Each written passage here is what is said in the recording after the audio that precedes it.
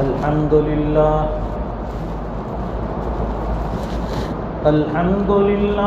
وكفى وسلام على عباده الذين اصطفى خصوصا على أفضلهم وخاتم النبيين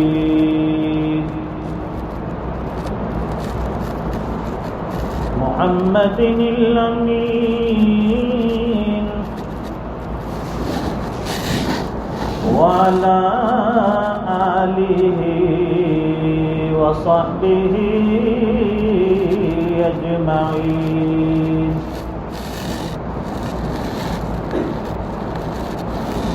أما بعد فأعوذ بالله من الشيطان الرجيم. بسم الله الرحمن الرحيم.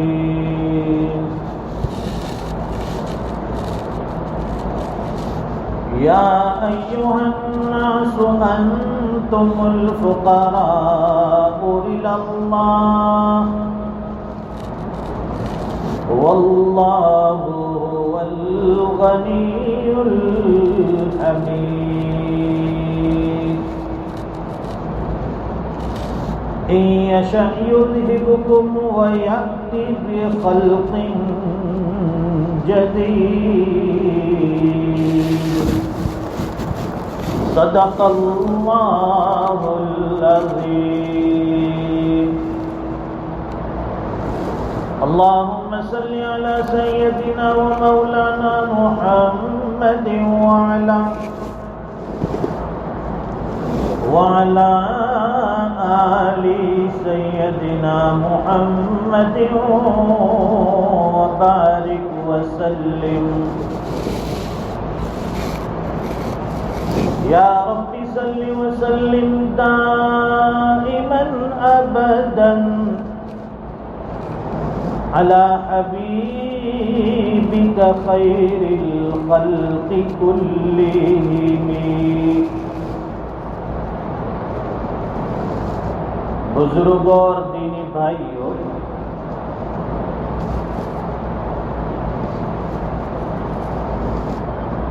اللہ تعالیٰ کے بہت سے صفاتی نام ہیں.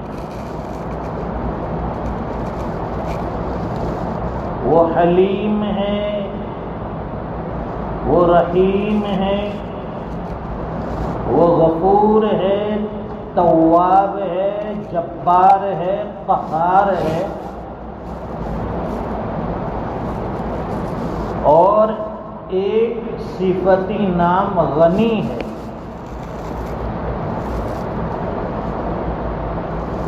غنی کے معنی ہم جسے مالدار کہتے ہیں.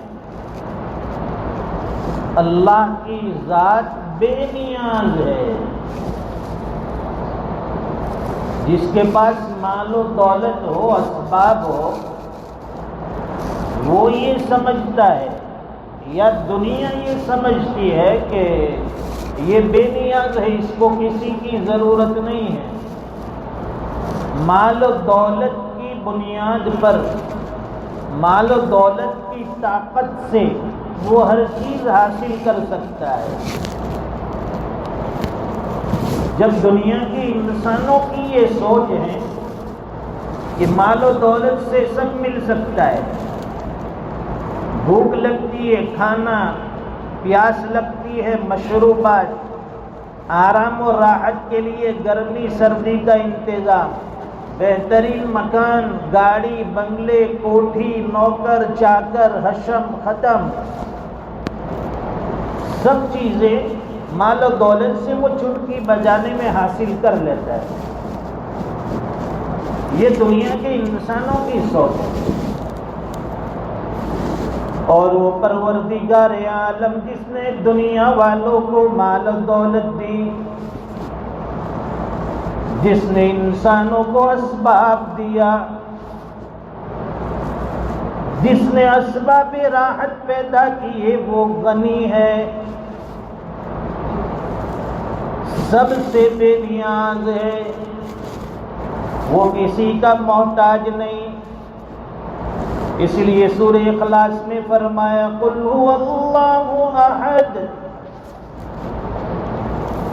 اللہ وہ ذات ہے جو اکیلا ہے۔ احد کے معنی اکیلا۔ اللہ الصمد، اللہ بے نیاز ہے۔ ہمیں سفر میں کسی ساتھی کی ضرورت، زندگی گزارنے کے لیے کسی ساتھی کی ضرورت، کاروبار کے لیے، ہر چیز کے لیے انسان دوسرے کی ضرورت محسوس کرتا ہے تاکہ اسے تقویت ملے، طاقت ملے، سہارا ملے، مضبوطی ملے۔ لیکن اللہ کی ذات کے لیے وہ کسی کا محتاج نہیں، اسے کسی کی ضرورت نہیں، وہ ہمیشہ سے اکیلا ہے اور ہمیشہ اکیلا رہے گا۔ اللہ الصمد، اللہ کی ذات بے نیاز ہے، وہ کسی کا محتاج نہیں، ساری دنیا اس کی محتاج ہے۔ اس لیے کہ جو بندہ محتاج ہوتا ہے، بھوک لگتی ہے تو کھلانا پڑتا ہے، بیمار ہوتا ہے تو اس کی عیادت، اس کی بیمار پرسی، اس کی خبر گیری، اس کی خدمت کرنی پڑتی ہے۔ اللہ الصمد، اللہ بے نیاز ہے، اسے کسی کی ضرورت نہیں، وہ کسی کا محتاج نہیں۔ دنیا کا ہر انسان اس کا محتاج ہے، وہ کسی کا محتاج نہیں۔ لم یلد ولم یولد، وہ نہ کسی سے جنا گیا اور نہ اس نے کسی کو جنا، اس نے کسی کو جنا نہیں اور وہ کسی سے جنا بھی نہیں گیا، نہ اس کی بیوی ہے نہ اس کی اولاد ہے۔ بیوی کی کسی ضرورت ہے جو محتاج ہو؟ بھائی ہم شادی کرتے کیوں؟ یہ ہماری رفیق حیات بنے گی، میں کاروبار سنبھالوں گا، باہر کا کام میں کروں گا، گھر کا کام میری بیوی سنبھالے گی، کھانا یہ بنائے گی، گھر کی ضرورت یہ پوری کرے گی۔ پھر سوچتا ہے کہ اس سے اولاد ہوگی، بچے ہوں گے، بچوں کی خبر گیری یہ کرے گی، اور یہی بچے بڑے ہوں گے تو ہمارے بوڑھاپے کا سہارا بنیں گے۔ معلوم ہوا کہ انسان محتاج ہے، اسے سہارے کی ضرورت ہے، اسے سپورٹ کی ضرورت ہے۔ لم یلد ولم یولد، نہ اس نے کسی کو جنا نہ وہ کسی سے جنا گیا، کیونکہ اللہ کی ذات محتاج نہیں ہے، اسے سہارے کی، سپورٹ کی ضرورت نہیں ہے۔ وقالت اليہود عزیر ابن اللہ، یہود کہتے تھے کہ عزیر اللہ کے بیٹے ہیں، عزیر علیہ السلام، اور نصارہ کہتے ہیں کہ حضرت عیسیٰ علیہ السلام اللہ کے بیٹے۔ تو اللہ تو نہ کہتے ہیں، خاص صاف لفظوں میں لم یلد ولم یولد۔ ہمیں یہ گھر بار سجانے کی ضرورت نہیں، امور خانہ داری کی ہمیں ضرورت نہیں، اہل و عیال بیوی بچوں کی ہمیں ضرورت نہیں۔ وَلَمْ يَكُنْ لَهُ كُفُوًا أَحَدٌ، اس کا کوئی شریک نہیں، اس کا کوئی پارٹنر نہیں، وہ اکیلا بادشاہ ہے۔ لِمَنِ الْمُلْكُ الْيَوْمَ، قیامت کے دن جب اللہ کے سامنے پیشی ہوگی، احکم الحاکمین کے سامنے دنیا کے سارے انسان کھڑے ہوں گے، یہاں کے سلاطین بھی ہوں گے، امراء بھی ہوں گے، بادشاہ بھی ہوں گے، اقتدار والے بھی ہوں گے، کوٹھی بنگلے والے بھی ہوں گے، جو دنیا میں کرسی کا پاور رکھتے تھے، اپنے ایک اشارے پر سلطنت بدل دیتے تھے۔ بازی مار لیتے تھے، جن کی دھاک اور ان کی چھاپ بیٹھی ہوئی تھی، لوگوں کے دلوں میں ڈر، جن کا خوف تھا۔ یہ دنیا کی بادشاہت پہ انسان اتراتا ہے، یہ عارضی ہے، ختم ہونے والی ہے۔ کرسی چلی گئی، پاور ختم ہو جاتا ہے، کوئی پرسان حال نہیں ہوتا ہے، کوئی بات کرنے کے لیے تیار نہیں ہوتا ہے۔ یہ سب کرسیوں کا کھیل ہے، اقتدار کا کھیل ہے۔ جب قیامت کے دن اللہ کے سامنے پیشی ہوگی، وہاں پوچھا جائے گا لمن الملک اليوم، بتائیے آج کس کی بادشاہت ہے، آج کس کا اقتدار ہے، آج کون سب پر غالب ہیں؟ للہ الواحد القہار، اس ایک زبردست اللہ کی بادشاہت ہے۔ تو دنیا میں بھی اسی کی بادشاہت ہے، آخرت میں بھی اسی کی بادشاہت ہے۔ جو اسے جھکتا ہے، جو اس کے سامنے عاجزی کرتا ہے، پھر اللہ تعالیٰ دنیا کا اقتدار بھی اسے دیتے ہیں، دنیا کی سلطنت اس کے قدموں میں ڈال دیتے ہیں۔ صحابہ کرام نے یہی تو کیا، اپنے آپ کو حضور پاک صلی اللہ علیہ وسلم کے قدموں میں ڈال دیا، دین کے لیے سب کچھ داؤ پر لگا دیا، اپنے آپ کو کچھ نہیں سمجھا۔ اللہ تعالیٰ نے دنیا کی سلطنتیں دی، بادشاہتیں بھی دی، لیکن کبھی غرور نہیں تھا، کبھی تکبر نہیں تھا، وہاں کوئی سیکیورٹی نہیں تھی۔ جو بھی اقتدار پر آتا تھا، ہر عام اور خاص اس وقت کے امیر المومنین سے، یا یوں کہیے اس وقت کے بادشاہ سے اپنی بات، اپنا مدعا آسانی سے پیش کر سکتا تھا۔ یہاں تو اگر ہمارا کوئی مقتدی ہے، لیڈر ہے، ان کو بات پہنچانے کے لیے، ان تک اپنا پیغام پہنچانے کے لیے نہ جانے کتنی محنتیں کرنی پڑتی ہے، اس کے باوجود آپ کی بات وہاں تک نہیں پہنچتی۔ حضور پاک صلی اللہ علیہ وسلم کی تعلیمات نے، آپ کے لائے ہوئے دین نے صحابہ کرام کو کہاں سے نکال کر کہاں پہنچا دیا۔ لمن الملک اليوم، آج کس کی بادشاہت ہے؟ للہ الواحد القہار، اس ایک اکیلے زبردست اللہ کی بادشاہت ہے۔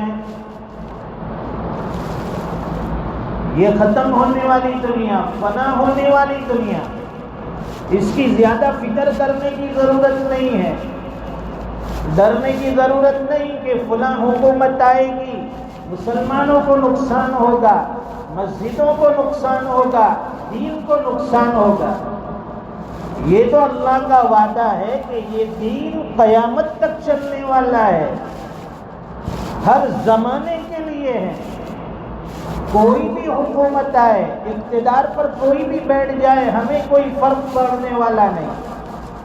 پہلے بھی ہم ایک اللہ کے ماننے والے تھے، حکومت بدلنے کے بعد بھی اسی ایک اللہ کو ماننے والے رہے۔ پہلے بھی مسلمان مسجدوں کو آباد کرنے والا تھا، بعد میں بھی وہ مسجدوں کو آباد کرے گا۔ حکومتیں بدلنے سے اور اقتدار پر آنے جانے سے دین کو، اسلام کو کوئی نقصان نہیں، اس لیے کہ یہ قیامت تک چلنے والا دین ہے۔ اس لیے کہتے ہیں کہ کیوں ہمیں مٹانے پر تلا ہے زمانہ، کیوں ہمیں مٹانے پر تلا ہے زمانہ؟ ارے ہمارے مٹنے تک تو قیامت رکی ہوئی ہے۔ جب یہ اسلام مل جائے گا، مسلمان ختم ہو جائے گا، اللہ کا وعدہ ہے دنیا کی کوئی ضرورت نہیں، اس شامیانے کو لپیٹ کر رکھ دیں گے، توڑ پھوڑ کر ختم کر دیں گے، وہ تو قیامت کا دن ہے۔ تو دنیا اپنے ہاتھوں سے قیامت لانے والی ہے۔ اسی لیے فرمایا دین کا سبق ہے، شریعت کا سبق ہے، حضور پاک صلی اللہ علیہ وسلم کی تعلیمات ہیں کہ ہمیں جو ہے کہ اللہ کے پرستار بننا ہے، اسی کی دعوت دینی ہے، اسی کی تعریفات کرنی ہے، اسی سے لو لگانی ہے۔ یا ایھا الناس انتم الفقراء الی اللہ، اے لوگو دنیا میں بسنے والے انسانوں، تم سب اللہ کے نزدیک فقیر ہو، محتاج ہو۔ اللہ کہتے ہیں کتنا بھی بڑا ارب پتی ہو، خرب پتی ہو، سلطنت کا مالک ہو، لیکن اللہ فرماتے ہیں کہ تم سب میرے نزدیک محتاج ہو، فقیر ہو۔ انتم الفقراء الی اللہ، تم سب کے سب اللہ کے نزدیک فقیر ہو۔ واللہ هو الغنی الحمید، اور اللہ جو ہے وہ غنی ہے، تعریفات والا ہے، بے نیاز ہے، کسی کا محتاج نہیں ہے۔ اللہ کے خزانے سے مانگنا سیکھو، دنیا والوں سے امیدیں مت لگاؤ کہ فلاں پیسے والا ہے، اس کی خوشامد کروں گا، اس کے پاس جا کر بیٹھوں گا، اس کی واہ واہ کروں گا، میری کچھ مدد کر دے گا۔ وہ مدد بھی کر دے گا ایک مرتبہ، لیکن اللہ کے دربار میں آئیے، اللہ کے سامنے سربسجود ہو جائیں، اللہ کے سامنے آہوزاری کیجیے، دعاؤں میں ہاتھ اٹھائیے، اپنی مانگتائیں اس احکم الحاکمین کے سامنے پیش کیجیے۔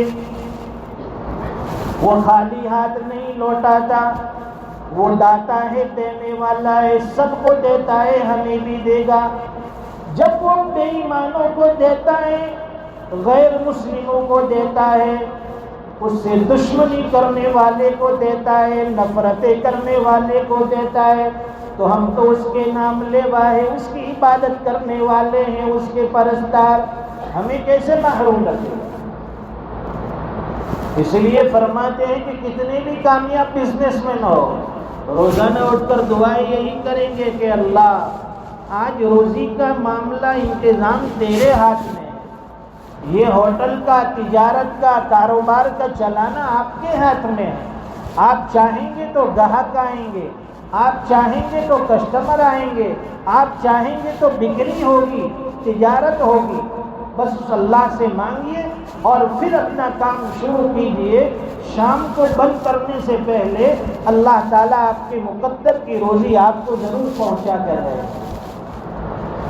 ہم صرف اسباب پر بھروسہ کر بیٹھتے ہیں، ہمارا تو نام ہو گیا ہے، ہمارے نام سے تجارتیں ہوتی ہیں، ہمارے نام سے کاروبار چلتا ہے، ہمارے نام سے کمپنیاں چلتی ہے، پھر وہ ایسی منہ کی کھاتا ہے، ایسی منہ کی کھاتا ہے کہ لوگ اس کمپنی کا، اس کاروبار کا، اس تجارت کا نام و نشان تک بھول جاتے ہیں، کیونکہ وہ اللہ کو بھول کر بات کر رہا تھا، اسباب پر بھروسہ کر رکھا تھا، وہ سب الاسباب کو بھول گیا تھا۔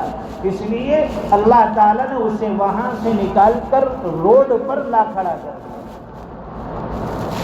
اور ایمان والا جب بھی کوئی کام کرتا ہے اللہ کے نام سے شروع کرتا ہے، اللہ کی مدد آتی ہے اور پھر رزق میں برکت ہو جاتی ہے۔ آدمی ہزاروں کی اور لاکھوں کی تعداد میں مال و دولت کمائے، لیکن جب شریعت پر عمل نہیں ہوتا ہے اس میں برکتیں نہیں۔ ایک آدمی ماہانہ 50,000 روپے اس کی تنخواہ ہے، اور دوسرا ایک آدمی جس کی 10-12,000 تنخواہ ہے۔ اب وہ 50,000 والا شریعت کا پابند نہیں ہے، خلاف شریعت کاموں میں مبتلا ہے، اور یہ 10-12,000 والا شریعت کا پابند، نمازوں کا پابند، اس کے 50,000 میں وہ برکتیں نہیں ملے گی جو اس کے 10-12,000 میں اللہ تعالیٰ ڈال دیتے ہیں، پیدا کر دیتے ہیں۔ صحابہ کرام نے یہی کر کے دکھایا۔ حضور پاک صلی اللہ علیہ وسلم کی تعلیمات یہی ہے، قناعت والی، کہ جتنا مل جائے اس پر اپنا گزارا کر لو اور صبر کر لو، آئندہ کے لیے اللہ سے مانگو۔ اللہ کے نبی کے لیے تو آفر تھا، اگر آپ چاہتے ہیں تو احد پہاڑ کو آپ کے ساتھ سونے کا بنا کر چلا دیا جائے۔ حضور پاک صلی اللہ علیہ وسلم نے فرمایا کہ میں تو بندہ ہوں اور بندوں کی طرح رہنا چاہتا ہوں، میں یہ چاہتا ہوں کہ ایک دن مجھے کھانا ملے، ایک دن میں بھوکا رہوں، جس دن کھانا ملے اللہ کا شکر ادا کروں، جس دن بھوکا رہوں صبر کروں اور اللہ سے مانگتا رہوں۔ بہت زیادہ مل جاتا ہے تو شکر کی توفیق چلی جاتی ہے، اللہ سے مانگنے کی امیدیں ختم ہو جاتی ہے۔ اور جب آدمی کبھی نیچے کبھی اوپر ہوتا ہے تو جب ملتا ہے شکر بجا لاتا ہے، نہیں ہوتا ہے صبر کرتا ہے، اللہ سے مانگتا ہے، تو یہ اللہ تعالیٰ سے ایک طرح سے تعلقات جڑے رہتے ہیں۔ اللہ تعالیٰ ہمیں دنیا بھی بہتر سے بہتر عطا فرمائیں اور آخرت جو اصل ہماری زندگی کا مقصد ہے اللہ تعالیٰ اس کی فکر اور تیاری کی توفیق نصیب فرمائے۔ وآخر دعوانا الحمدللہ رب العالمین۔